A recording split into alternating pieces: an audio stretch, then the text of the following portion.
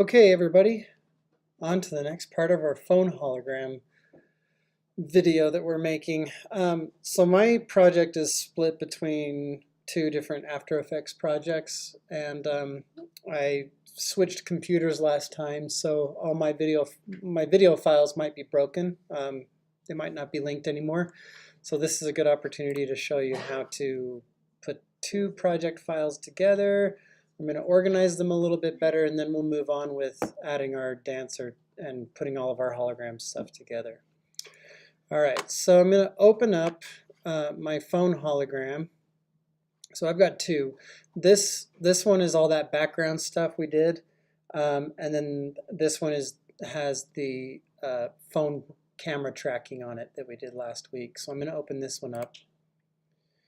And right now it says After Effects warning, one file is missing. So I'm going to click OK, and it'll go ahead and open up the project for me.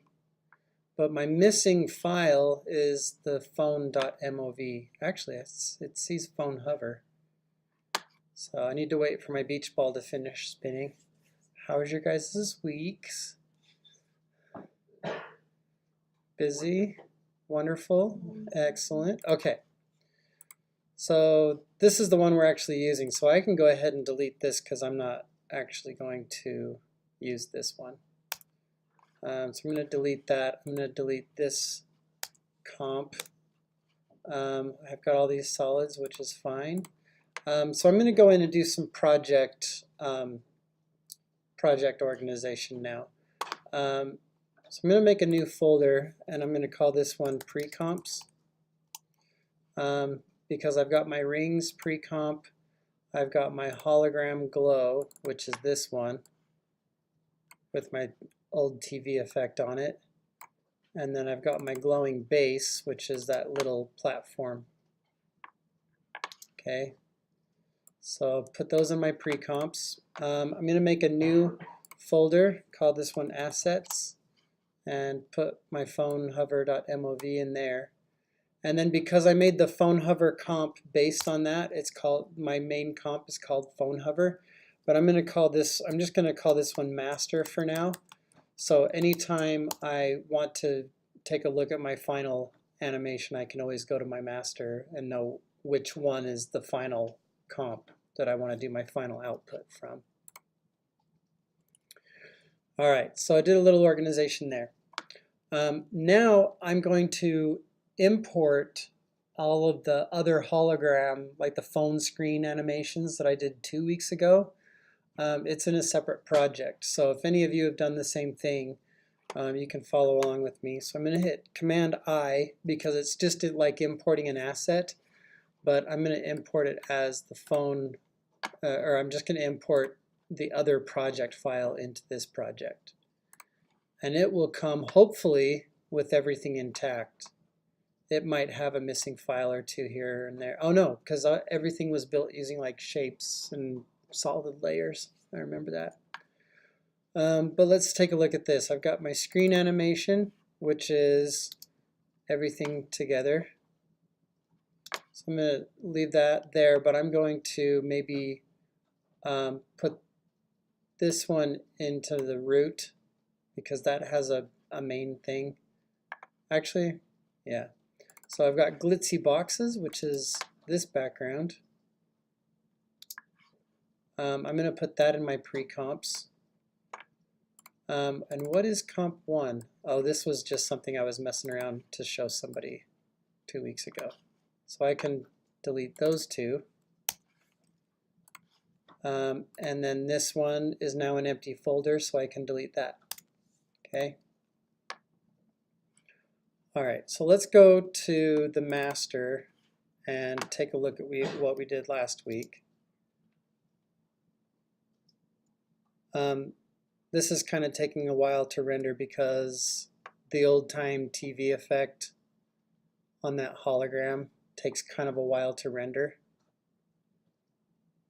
So if I want that to render faster, I'm going to go into my hologram glow pre-comp and just go to my effects column in my timeline for that layer and turn off all the effects that I'm using for that layer. And now if I hit tab and go up to my master comp that it's nested into, that'll probably render a lot faster. Oh yeah, lots faster.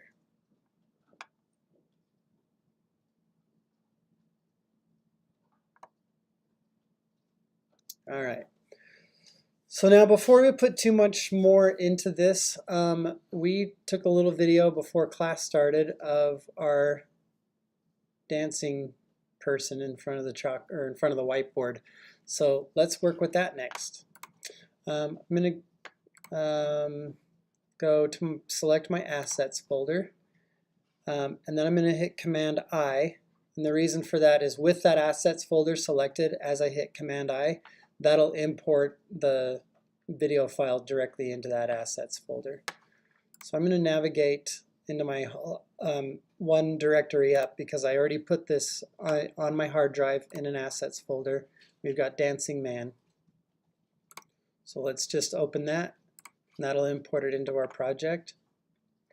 Now I want to take Dancing Man and drag that down to the new composition icon in the project panel, and that will create a new comp based on all the settings of the video file.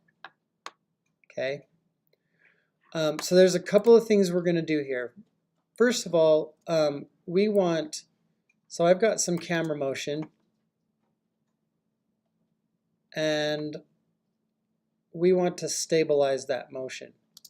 The way I'm going to do that is I'm going to motion track these two markings up here, and maybe even something down in the carpet if I can figure out something to track it.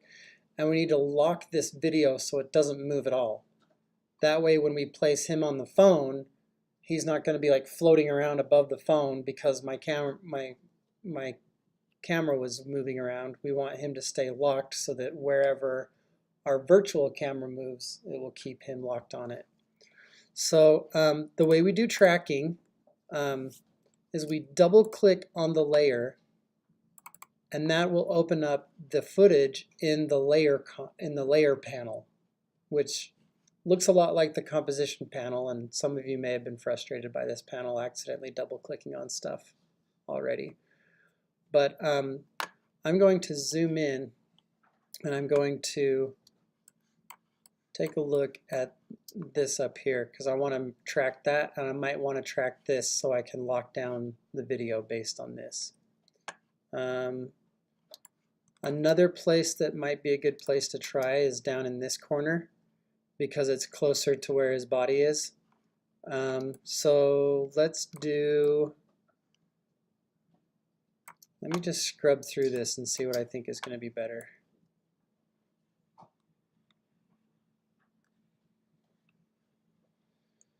I don't know. So let's just try this over here for now. If you don't have it already, go up to your window panel and select Tracker. Looks like I should have it already. There it is. And we're going to stabilize motion. So click Stabilize Motion, and that'll give you a little tracker point. Now I'm going to take this little square and put it right over the top of this. And the reason why I'm doing it this way is because if you see that magnified, this is giving me a pretty good bit of detail inside this box for the tracker to watch. Okay, so it's going to try and keep this little shape inside itself, and that's how it does the motion tracking. You can select a bigger area to track more pixels or a smaller area. I would say as long as you have enough detail inside that box, it ought to be able to keep it pretty locked in.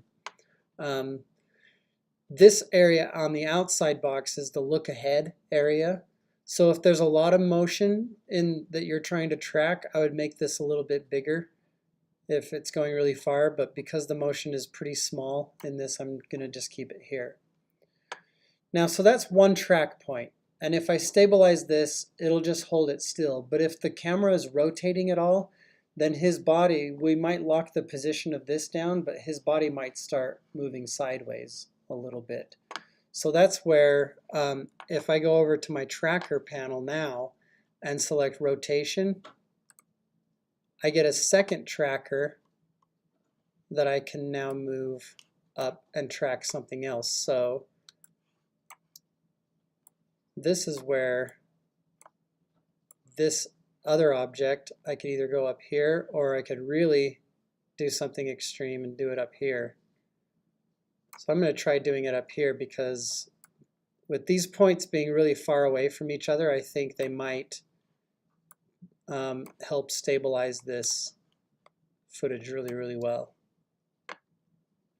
Okay, now that that's done, let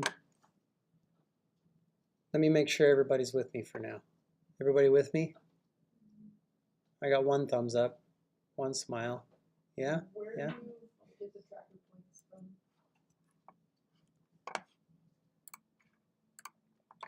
Okay, so the next step is to track this motion. This is really small motion, so hopefully it'll go really well. But if you'll notice, I picked my first point at 2 seconds in to my timeline, which is totally fine because you have analyze backward and analyze forward. On the sides here, you can go 1 frame at a time, 1 frame at a time, and if your trackers start drifting around, then you can kind of manually fix them 1 frame at a time. But hopefully there's enough detail here and here that all we need to do is push this analyze forward button. Let's see how it goes. And we're watching these track points to make sure that they stick where I put them originally.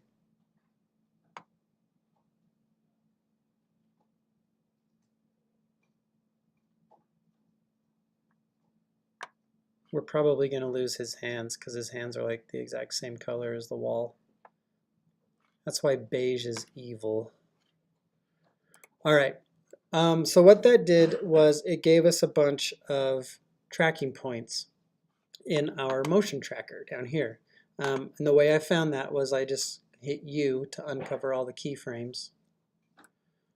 Now what I'm going to do is put my playhead on that first keyframe that I started the tracking, and I'm just going to select Analyze Backward, and hopefully those will lock on there too.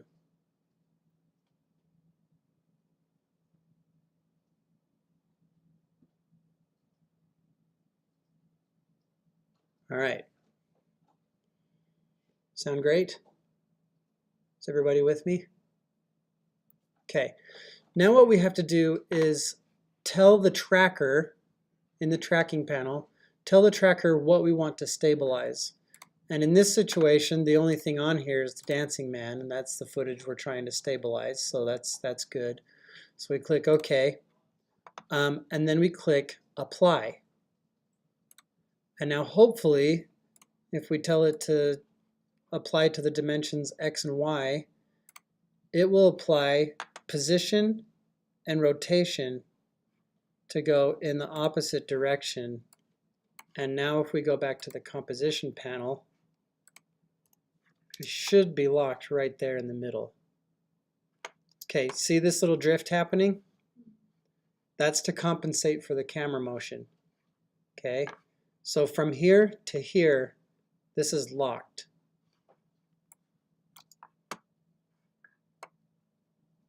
Okay, so this vertical line on the chalk or on the whiteboard is staying right there.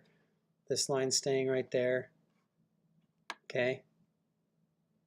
So hopefully, if I go to my rulers and put a line on the top of him and the bottom of him and on the side, hopefully he's not moving anywhere.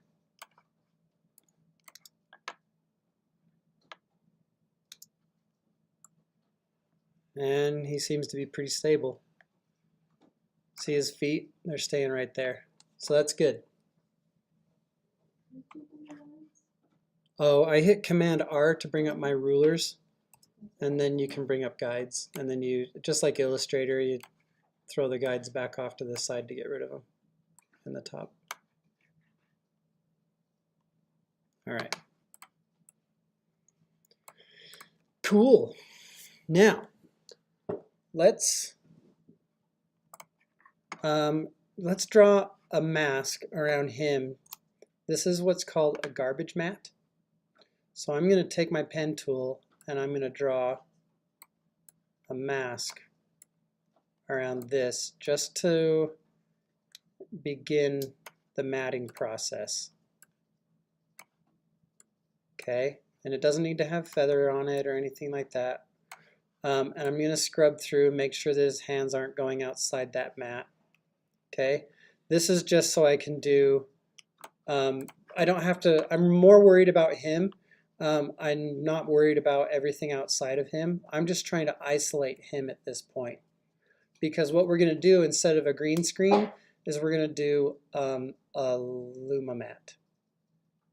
Okay, so we're going to try and create a curves and a levels effect that will make him totally black and then everything around him totally white.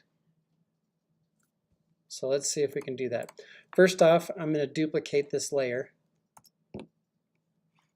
And then I'm going to go to my effects and presets and type in curves. And we'll do a combination of curves and levels. So I'll go in and type in levels and put both of those on there. Okay, now what we're trying to find is the contrast setting that will hopefully see, like I said, his hands are actually lighter than the wall. So we're probably going to lose his hands. In which case we would probably have to motion track his hands and put extra little mats over his hands to like put little mitten hands that we would follow around. I might get into that a little bit at the end. And I probably should have had him not stand so close to the wall.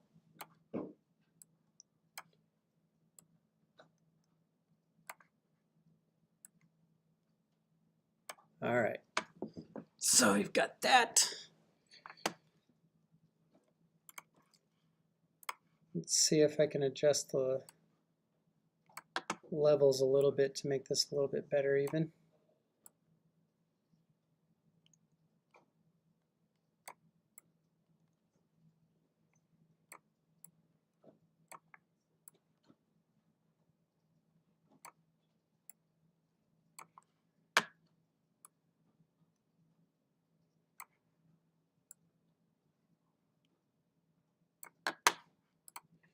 All right. I think that's about as good as that's going to get.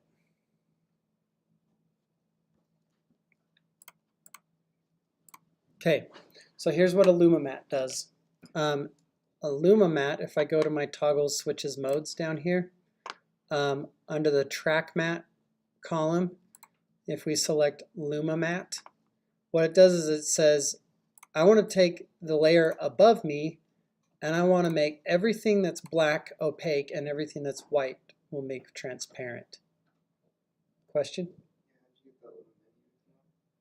If you don't see the mode and track mat columns, click toggle switches modes and that'll bring that up. So I'm going to try it, just see what this looks like. Now I'll go to my transparency channel. Oh, it's opposite. So he's transparent, the wall's opaque. So I need to do an inverted Luma mat. There. Now he's mostly silhouetted out, chopped out of the shot. So now what we could do if we wanted to on the track mat layer, not the track mat layer. What we'll do when we put him into another layer or into another comp, we'll put a feather around him and feather out his feet. Let's see, we could even, if we wanted to, grab our pen tool and add some points to this mask so that it gets closer to his feet and his legs. Just to kind of try and tidy that up a little bit.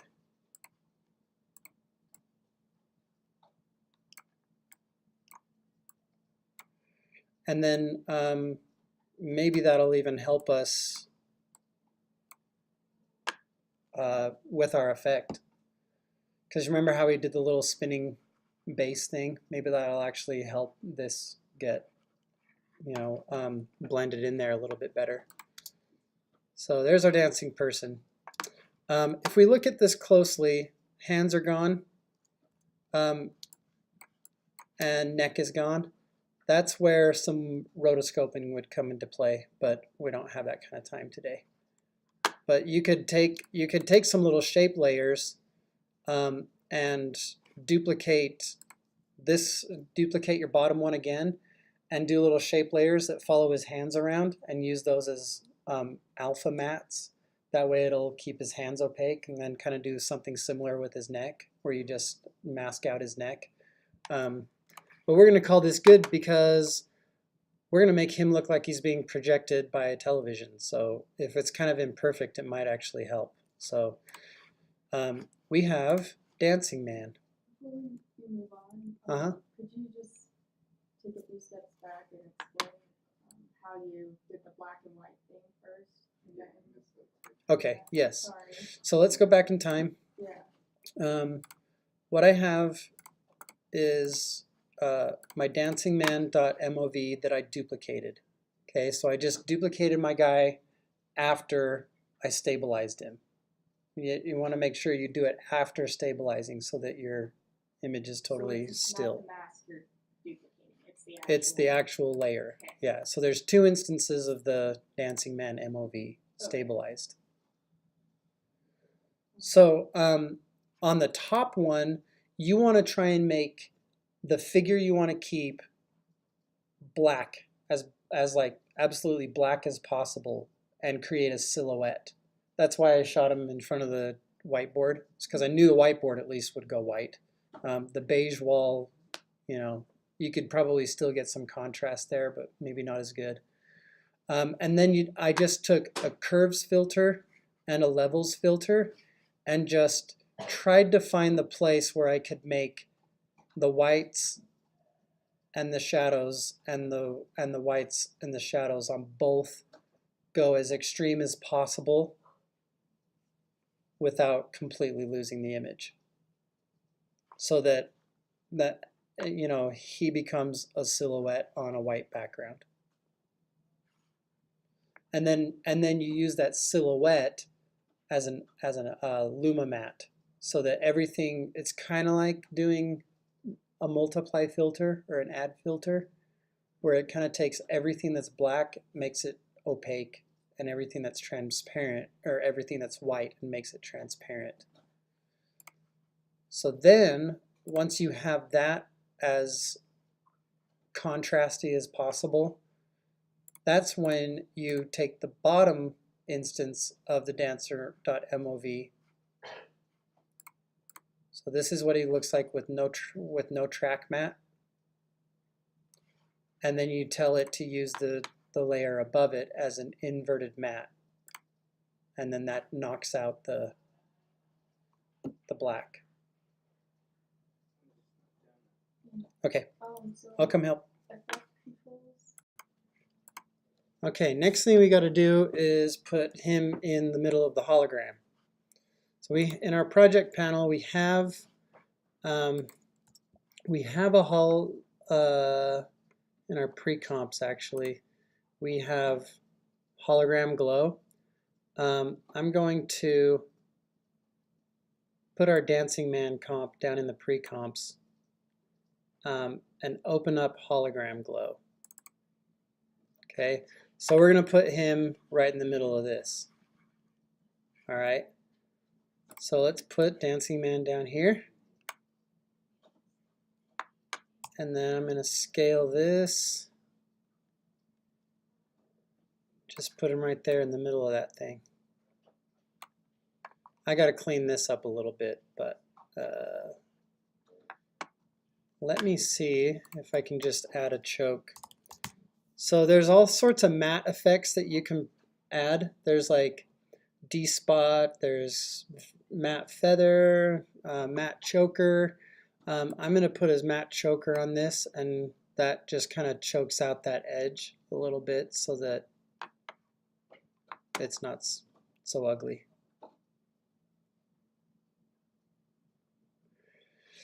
And now, because I've got him in here, I'm gonna add another mask to him. I'm gonna start this one way up, have it cut him off at the knees, and then have it come out this way. And then I'm gonna hit F for feather and feather that a bunch so that it's kind of like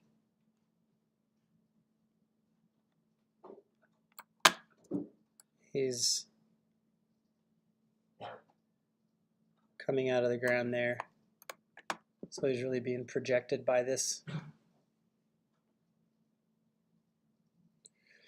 Now, what did we do last time? TV effect. Type in TV. Let's try this bad TV 3 one. Oh, that's way bad.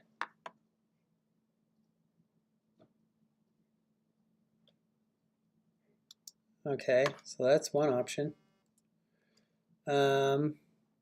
Let's try bad TV 1. Okay, so that's another option. And then we did bad TV 2 on the other glow. So that's kind of cool. Which one do you guys want?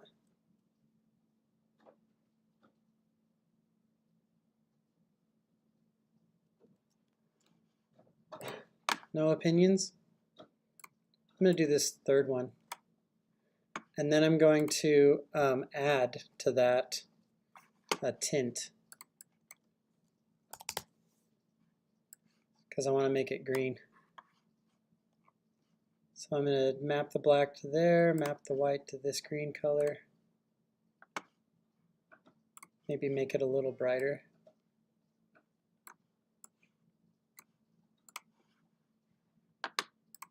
There, super hidden in there. Can hardly even recognize that's a person. Let's see how that compares to the other effect on that other one. It's pretty good. There's box blur, color balance. I'm going to make the size of the Venetian blinds on this effect a little bit bigger.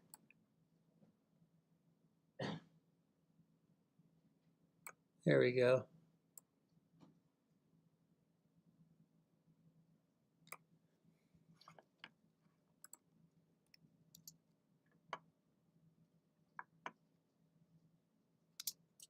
Okay.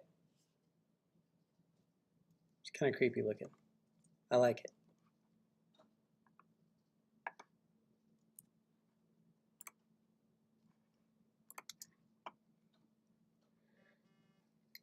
Pew.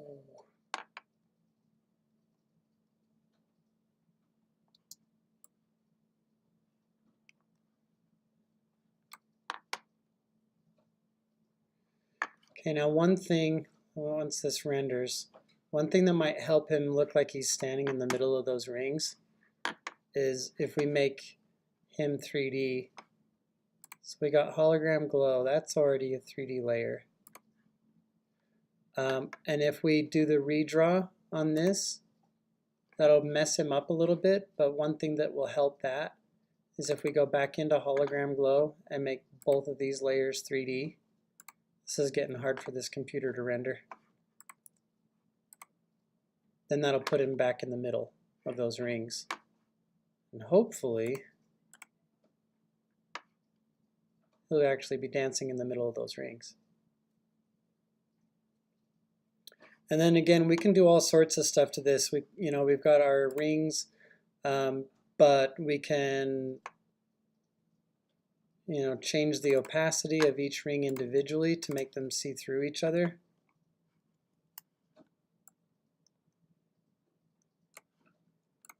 And then we can go into the comp above it and add glow. But the next thing I want to do is I've got all those holograms that I animated 2 weeks ago. I want to put those on the phone face too. I'm just going to go crazy with it. So if I go to glowing base, I know that is matched up with the face of the phone. The rings are also matched up with it. And because the rings are already being masked off by this green, I'm going to make some of the stuff on my phone face go deeper into the phone face as well. So what I want to do right now is duplicate the rings and this mat that I've got for the rings because they're dipping back behind here. So I'm going to do more of that. So I'm going to duplicate both of those, and then I'm going to replace one of these rings with my hologram animation, which is hologram glow? No. Screen animation. It's this one. So you remember how to replace an asset in the timeline? Yep, because I've got rings selected down here. I'm going to drag screen animation down, hold down Option or Alt, let go. There you go. It's totally messed up. Why is that so messed up? Ooh, that's doing some interesting stuff. Oh, I know why. Okay, because this layer is right now it's all just 2D layers. They're not broken into 3D, but it's being redrawn as though it is 3D. If I turn this off, that'll put that back down on the face. But because I do want all these layers to have like 3D space, I'm going to turn redraw back on, but now I need to go into my pre-comp and I need to turn all of these layers into 3D layers.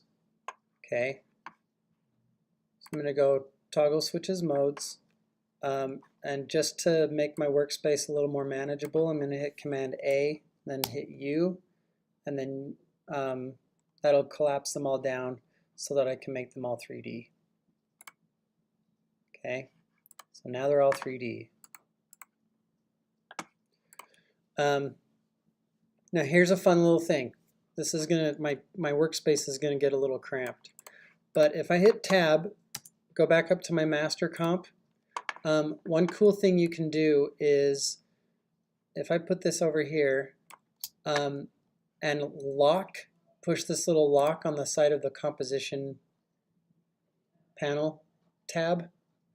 Now when I go into this screen animation comp, double click on that, it opens up a new tab. So then I can put this tab over to the side of the other composition panel, make sure that I'm looking at the master composition.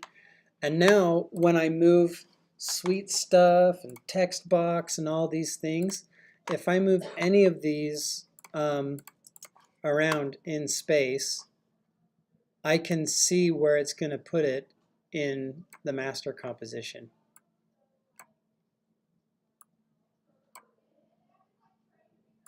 Okay, now I can also maybe rotate this, hit W for rotation, and I can rotate it this way and it'll show the updated thing over in my master comp.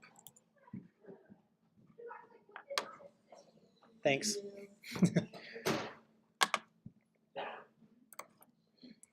For those of you who heard the Peanuts adults in the background,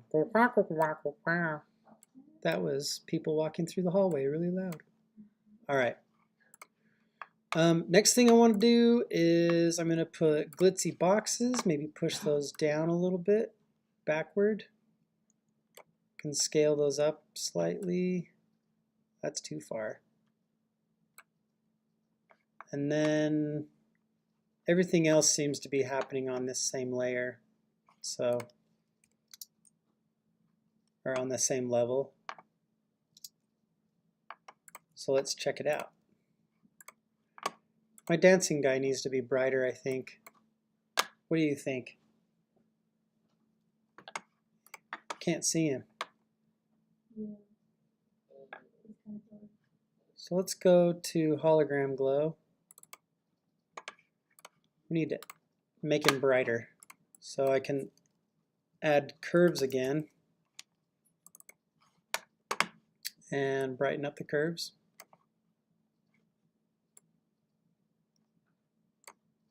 That works.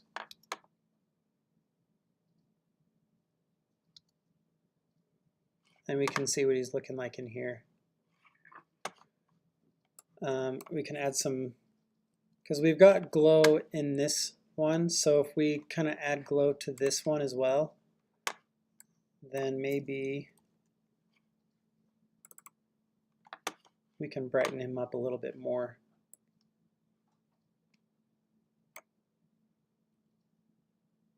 That's kind of cool. And then another thing I could do is we could change his blend mode. So go toggle switches, toggle switches modes. And instead of normal, we can make it an additive so that he'll actually brighten everything up. That didn't really do anything. Why not? Let's see. Let's make this one add. Oh, interesting.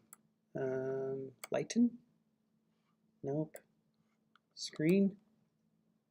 It's a little better. Linear light? That's interesting. Maybe normal's best. Overlay? No. Color dodge? No. Alright, normal's best. For me today.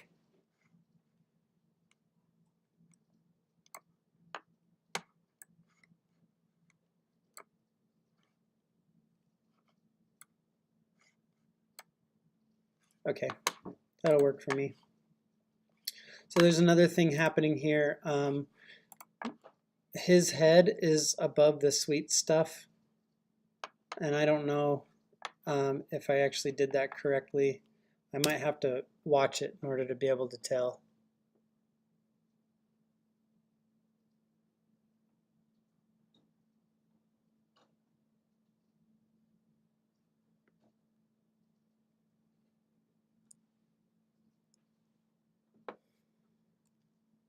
Oh yeah, his head's totally in front of it. So that's good.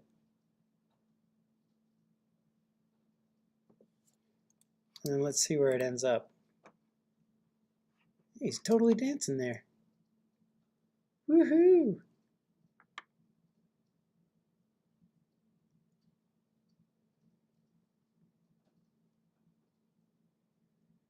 Okay, what do you guys think?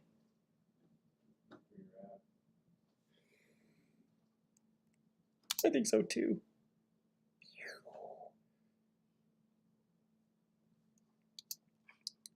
Okay, last thing I might want to do is, because he stands there for the first 2 seconds of this, and those rings come down,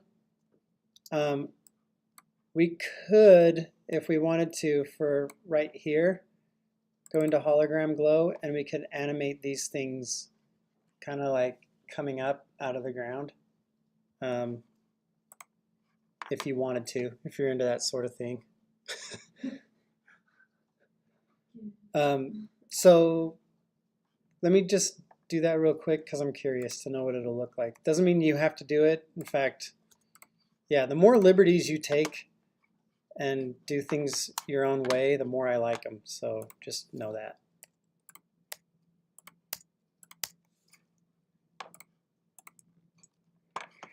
Let's see here.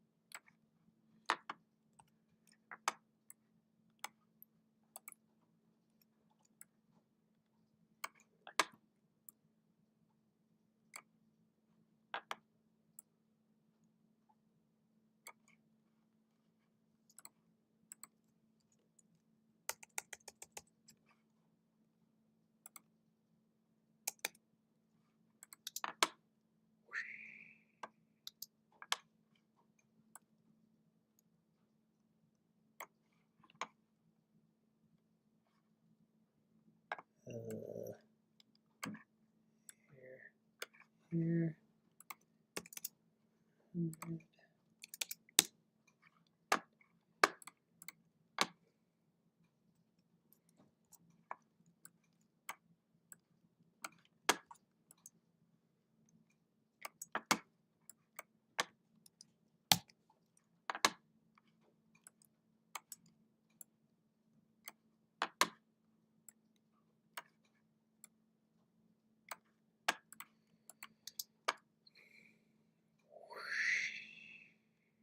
How's that for giggles? So all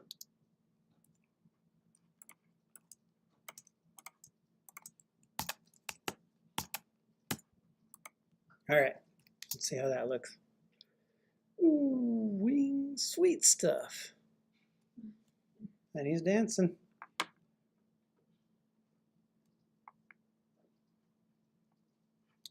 Okay, no forethought went into the design of this, but still fun. I'm going to render this. I'm going to pause while it renders, but then we'll come back and we'll watch it full speed. Okay, my computer's kind of struggling to play this back, but here it is all rendered out. Should put on some funky music and just like let the screen recording play this over and over and over for like 30 minutes, huh? No, Scott.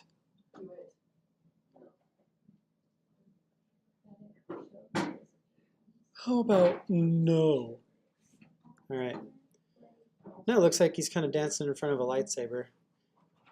I got a lightsaber stuck through me. This is the Snoke dance. All right.